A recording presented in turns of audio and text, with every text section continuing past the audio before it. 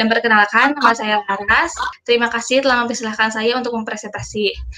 Lanjut saja ke poin yang pertama, yaitu mengenai latar belakang saya memilih judul ini. Umat muslim wajib untuk menjaga dan memperhatikan apa yang dikonsumsinya. Untuk mendukung hal tersebut, di Indonesia sendiri sudah banyak produk-produk yang sesuai dengan syariat Islam. Contohnya perpakan syariah yang didukung dengan Undang-Undang Nomor 21 Tahun 2008.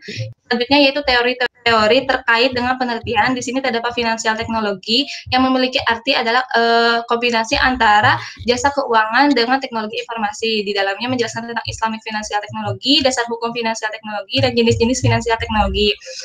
Selanjutnya itu metode penelitian. Dalam penelitian ini, ruang lingkup penelitiannya itu pemasaran, di mana metode penelitiannya itu kuantitatif. Selanjutnya itu temuan hasil penelitian di sini menjelaskan mengenai profil responden, di mana usia responden yang paling banyak yaitu 21 tahun, berjumlah 60 responden dari 178 responden. Jenis kelaminnya yang paling banyak yaitu perempuan, 121 responden dari 173 responden. Untuk kesimpulannya sendiri, dari ke-17 hipotesis, terdapat 5 hipotesis yang tidak berpengaruh. Sekian dan terima kasih. Wabillahi taufiq wal hidayah. Wassalamualaikum warahmatullahi wabarakatuh. Pak Ade, saya persilakan langsung. Baik, terima kasih Bu Cut selaku Ketua Sidang, dan juga terima kasih Ibu Muni dan Bu Enda selaku pembimbing ya, dan juga Laras selaku yang diuji ya. Mohon izin nih Bu Muni dan Bu Enda, slide-nya di close dulu kali ya, Laras ya, biar kelihatan semua nih wajah-wajahnya, karena direkod ini sama Bu Cut. Udah Ibu, udah Pak. Ya, baik, saya mulai dari abstrak dulu ya, Laras. Abstrak? Ya, abstrak ini sebaiknya jangan terlalu banyak ya, cukup 100 sampai 150 kata saja. Nah, di abstrak ini kenapa tidak ada implikasi penelitian ya? Anda di sini Anda hanya mengungkapkan hasil penelitian saja. Oh iya, sebenarnya itu tuh abstraknya sudah dikurangi Pak, tapi belum saya benar-benar mengerjakannya karena kesulitan memilih kata-katanya biar lebih sedikit gitu Pak. Ya, mungkin substansinya ini yang harus jangan dilewatkan, itu adalah implikasi penelitian itu harus ada ya. Oh iya baik Pak.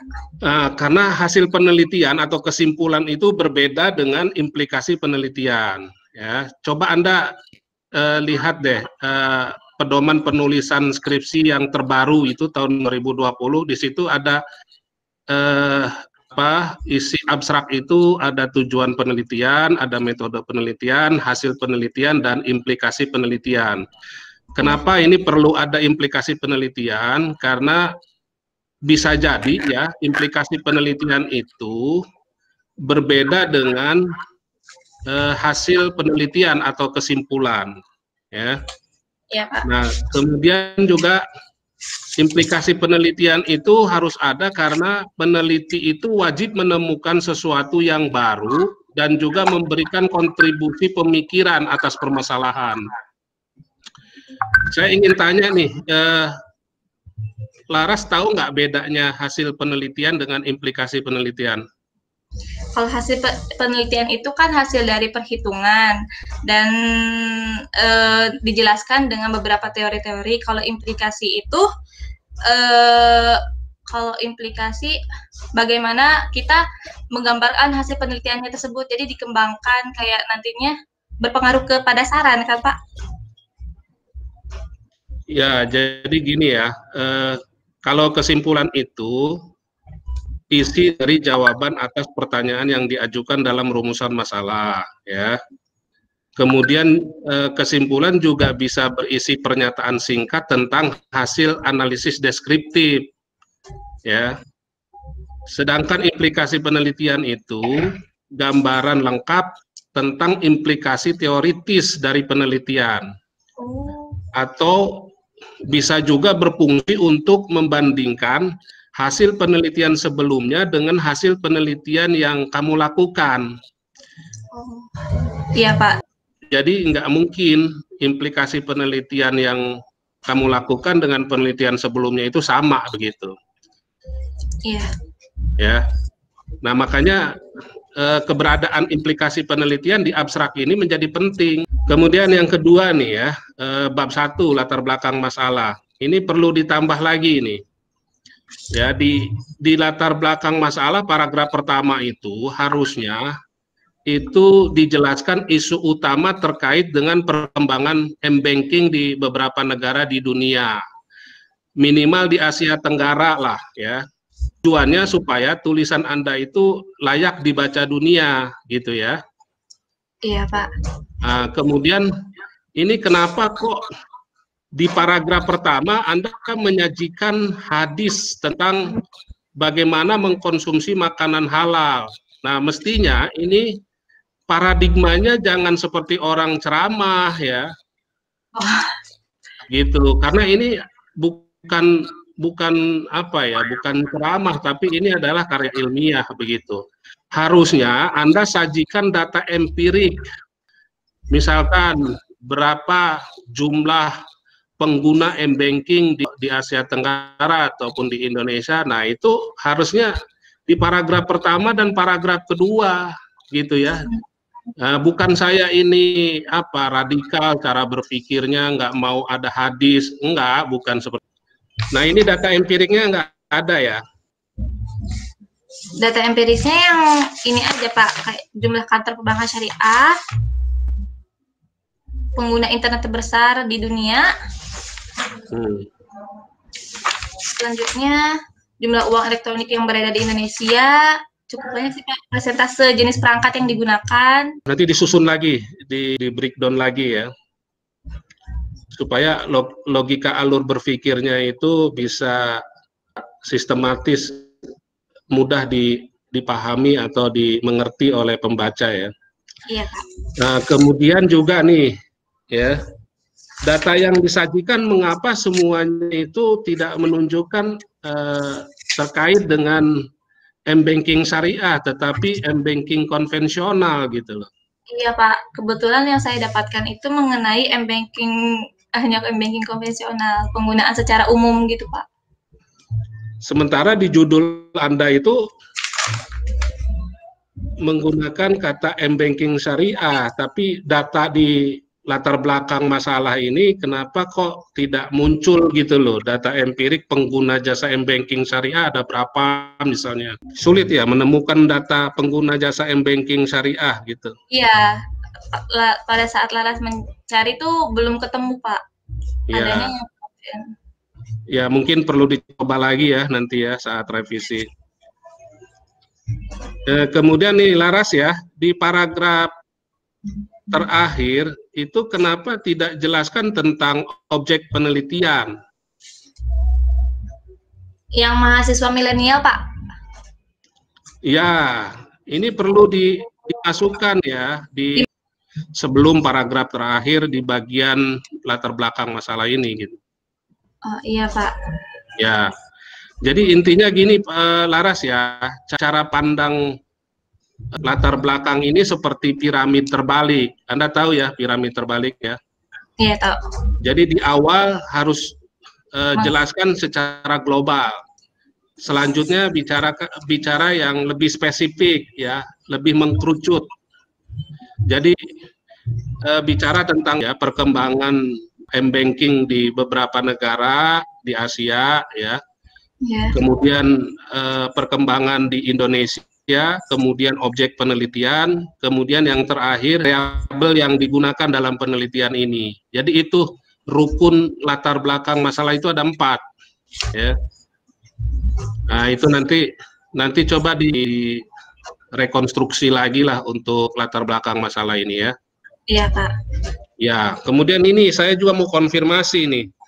Halaman 4 itu Anda menggunakan PBI nomor 11 tahun 2009 tentang uang elektronik. Ya. Sebaiknya ini jangan pakai PBI nomor 11 tahun 2009. Harusnya pakai PBI nomor 20 tahun 2018 yang terbaru. Oh, iya. Karena di PBI yang lama itu tidak menjelaskan tentang penggunaan uang elektronik oleh bank syariah, hanya bank konvensional saja di PBI yang lama itu.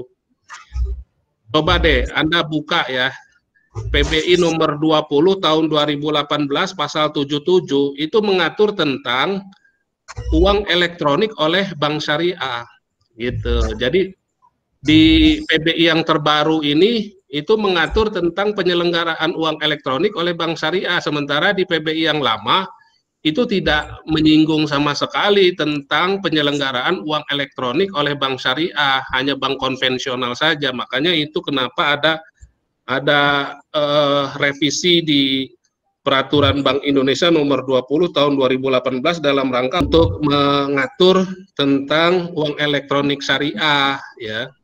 Iya. Gitu, karena sudah ada fatwa DSN MUI-nya. Jadi peraturan ini mengadopsi dari fatwa DSN MUI nomor 106 tentang uang elektronik syariah gitu. Sementara kalau yang lama itu tidak mengatur tentang uang elektronik syariah karena fatwanya juga baru terbit tahun 2018 gitu ya. Jadi ini diupdate lagi lah peraturannya ya, yang sesuai dengan judulnya kan M-Banking Syariah, judul skripsinya. Iya, Pak. Ya. Kemudian nih di bagian manfaat penelitian ya.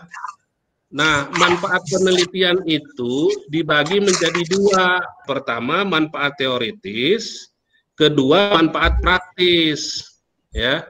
Tidak usah menjelaskan sasaran objek untuk siapa manfaat penelitian itu. Untuk sasaran objek itu adanya di bab 5 di saran ya. Kemudian di bab 2 nih. Kenapa kok judulnya pembahasan ya di bab 2? Oh, harusnya landasan teori, Pak, atau Anda baca nggak sih pedoman penulisan skripsi? baca, Pak? Ya harusnya kan tinjauan pustaka. Oh. Pembahasan itu nanti di bab 4. Sepertinya salah ketik deh, Pak, ya, maaf, Pak. Oh, salah ketik. Oh ya sudah kalau salah ketik. Iya. Ya, kemudian di poin A, kenapa landasan teori? Menurut itu di bentar, Pak.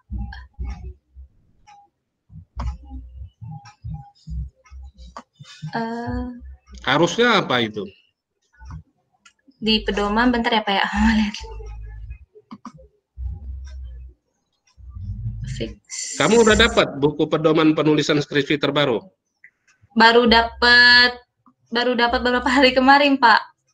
Waduh, ini ketua prodinya marah loh kalau dibilang baru dapat kemarin. Kayaknya baru ke download, Pak. Waktu itu di grupnya nggak muncul. Oke ya, kelamaan mungkin ya mencarinya. Jadi iya. Di poin A itu mestinya teori-teori terkait dengan penelitian, ya. Oke. Iya, Pak. Ya, Oke, ini yang esensial nih, yang saya ini masih perlu penjelasan ini dari Laras nih. Sebetulnya yang syariah itu M-Banking atau banknya sih? Banknya, Pak. Ya, kok kenapa ya judul skripsinya itu Anda menulisnya penerimaan M-Banking syariah gitu? Karena menurut saya kalau mobile banking yang disediakan oleh konvensional dengan perbankan syariah itu kan sudah berbeda, Pak. Jadi namanya pun mobile banking syariah karena di dalamnya juga fitur-fiturnya beda-beda, Pak. Ya, yang M-Banking syariah itu kan cuma satu, ada link aja syariah. Kenapa kok judulnya itu M-Banking syariah, sementara fitur yang digunakan oleh responden Anda, ya, oleh sampel Anda itu tidak semuanya menggunakan M-Banking syariah, karena yang menggunakan aplikasi M-Banking syariah itu baru ada link aja syariah kan? Iya. Kalau GoPay, kemudian apa tadi? Oppo, Dana, Oppo. Ya, Dana, Oppo, itu banyak nggak yang menggunakan di sampling di responden Anda? Bagaimana, Pak? Maaf, tadi kurang kepotong. Waduh, ini gimana kalau begini nih, gangguan teknis terus ini. Terus ini ya, di halaman 28, mengapa M-Banking itu disebut dengan fintech? Karena maksudnya di sini perbedaan fintech dan uang elektronik gitu Pak. Ya. Kalau jadi Anda cenderung Anda mengatakan bahwa m-banking ini lebih tepat dengan menggunakan fintech daripada uang elektronik syariah. Iya, karena pengertian menurut Bank Indonesia sendiri, kalau uang elektronik itu kan uang digital, hanya bisa melakukan transaksi, mengirim, atau menerima saja. Sedangkan finansial teknologi itu, menurut pengertian dari Bank Indonesia sendiri, itu kan kombinasi antara jasa layanan keuangan dengan teknologi, di mana mobile banking syariah tersebut tidak hanya untuk mentransfer atau menerima transfer, tetapi bisa layanan jasa keuangan lainnya, Pak. Oke, kalau kita merujuk ke fatwa tentang fintech syariah, ya, fatwa nomor 117, itu sebetulnya fintech syariah itu ya lebih ditujukan kepada lembaga keuangan peer-to-peer lending, ya, misal kayak crowdfunding, gitu ya, kemudian ethicrow gitu.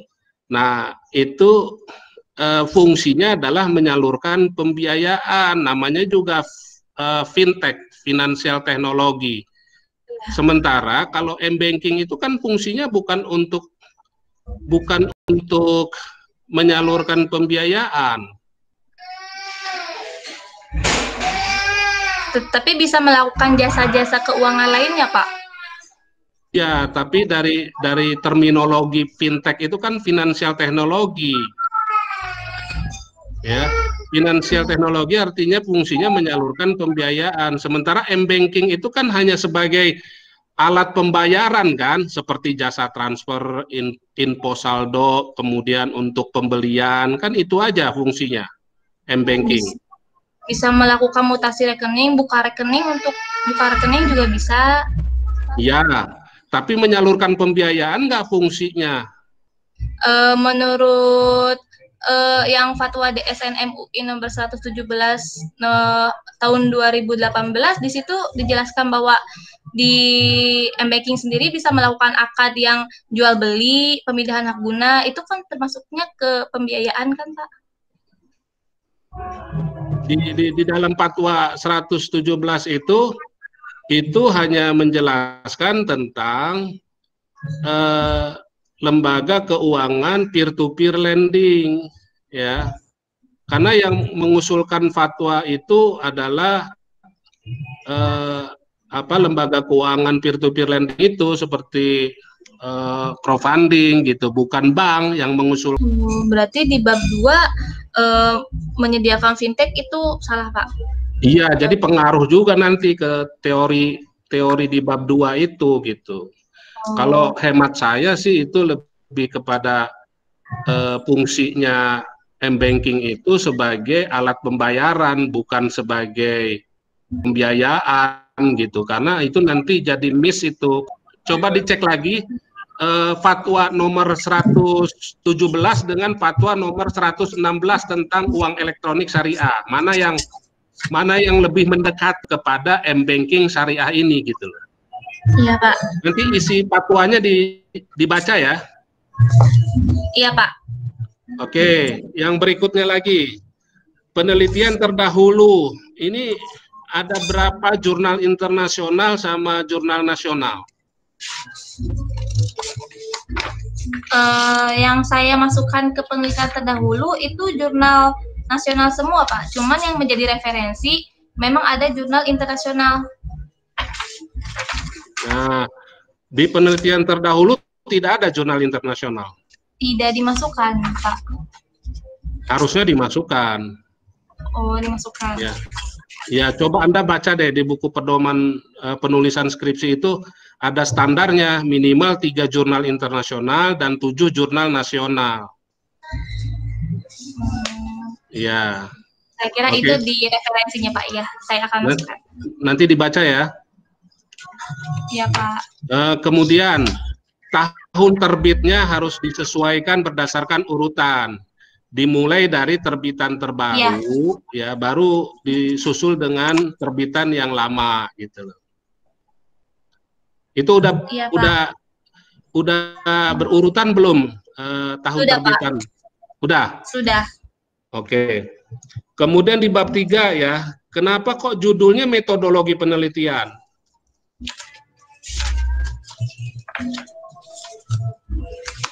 Karena metodologi penelitian. Apa bedanya metode penelitian dengan metodologi penelitian? Oh, metode kurang tahu, Pak. Nah, jadi kalau metodologi penelitian itu merupakan sistem panduan untuk memecahkan persoalan dengan komponen spesifiknya, seperti bentuk, tugas, metode, teknik, dan alat.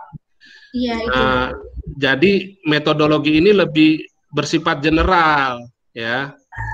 Sedangkan metode penelitian itu lebih teknis dari keseluruhan yang dibahas dalam metodologi, seperti teknik pengumpulan data, kemudian pengolahan data, penentuan populasi serta sampel dan jenisnya, gitu ya. Jadi di bab 3 itu lebih tepatnya bukan metodologi penelitian, tapi metode penelitian. Karena bicara teknis, ya. Yap. Kemudian lagi di bab 4 nih, gambaran umum objek penelitian itu sumber referensinya dari mana? Dari web, Pak. Web UIN Syarif Hidayatullah. Fakultas Ekonomi dan Bisnis. Nah, sebaiknya dikutip ya sumber referensinya supaya tidak dianggap plagiat. Karena pas saat Laras mengerjakannya itu menggunakan kata-kata Laras, Pak. Jadi hanya di daftar pustaka. Ya, kemudian ini di bab 5 nih, saran ya. Nah, syarat sahnya saran itu harus pertama ya, berisi rekomendasi yang konstruktif ya. Kemudian juga mempunyai sasaran objek yang jelas. Ya, kemudian memiliki otoritas penerapan yang disertai dengan tindakan operasional. Kemudian juga disertai dengan kriteria indikator keberhasilan, ya. Kemudian juga menghimbau untuk melakukan penelitian yang sejenis, menekankan pada pendalaman, kemudian juga lebih kompleks, ya, sehingga ditemukan hasil yang optimal dan dapat digeneralisasikan pada wilayah yang lebih luas. Harusnya saran itu menggambarkan itu yang tadi saya sebutkan. Apa udah menggambarkan kriteria tadi belum? Sudah, Pak. Di daftar pustaka itu Anda sudah menggunakan sitasi Mendeley atau belum?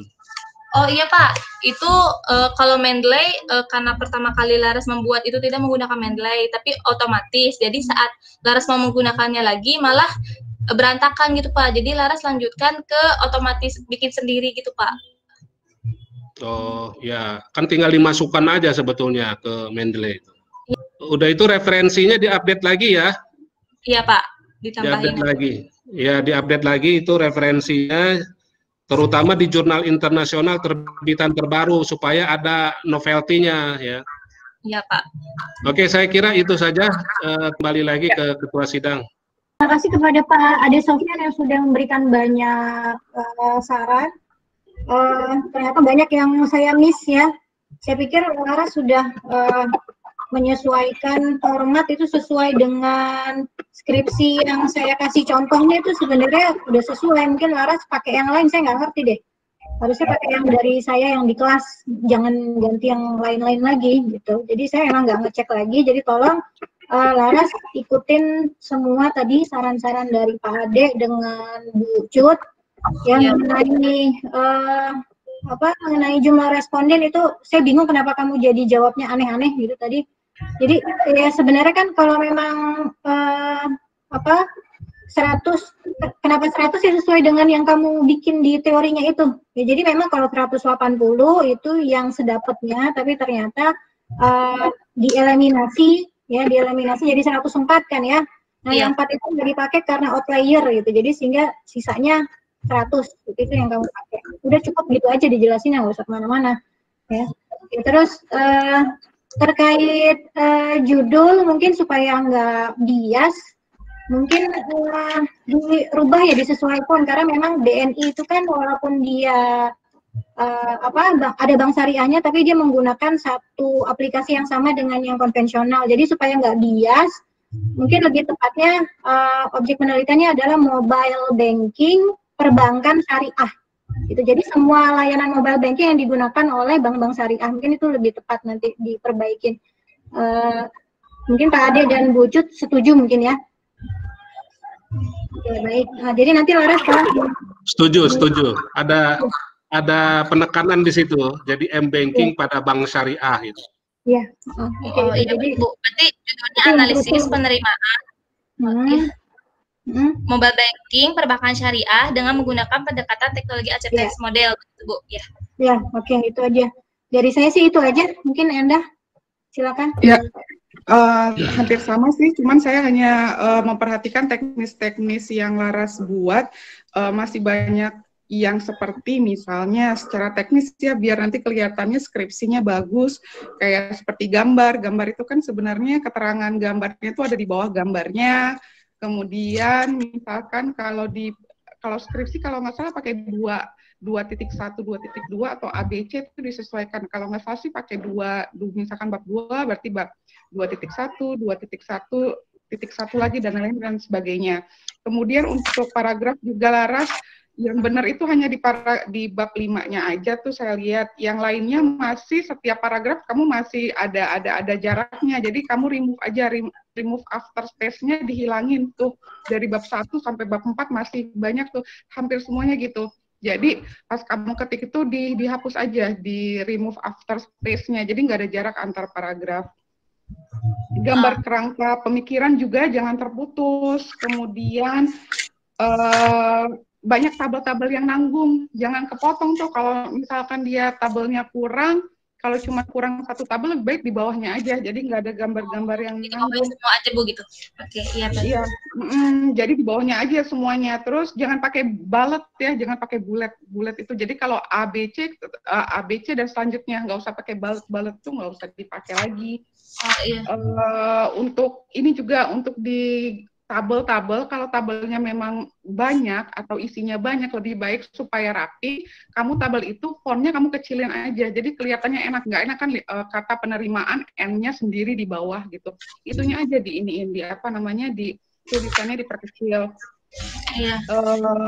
Masih banyak juga yang typo, terus yang kata-kata asing yang belum di italik, terutama di bab 3 tuh dari halaman 106 sampai 110. Paragrafnya juga belum teratur, dan di bab 4 yang ada hasil dari deskriptif kan ada tuh kamu yang bab 4 dari profil responden, usia responden sampai yang terakhir, lebih baik pas di akhir kamu tambahin deh satu narasi lagi yang untuk merangkum dari usia responden sampai itu tuh apa, tambahin aja 1 atau 2 paragraf untuk merangkum itu. Jadi jadi sehingga dari profil responden dapat dikatakan bahwa usia responden yang ini apa segala macam.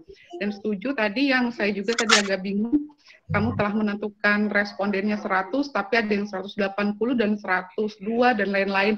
Jadi kalau memang dari awal 100, kamu dari awal langsung ambil yang 100 itu aja, jadi nggak bingung. Kan kamu di awal tadi sudah menentukan 100 kan untuk respondennya.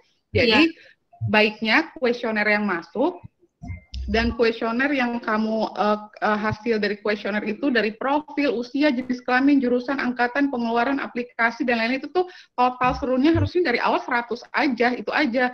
Nggak usah ngambil yang 180 sekian gitu. Itu aja sih ya, nanti secara teknisnya bisa nanti kita diskusikan lagi. Terima kasih. Baik, terima kasih banyak Bu Muni, Bu Enda, dan juga Pak Ade. Cukup saya rasa ya, karena sudah lumayan ini kita udah lewat waktunya.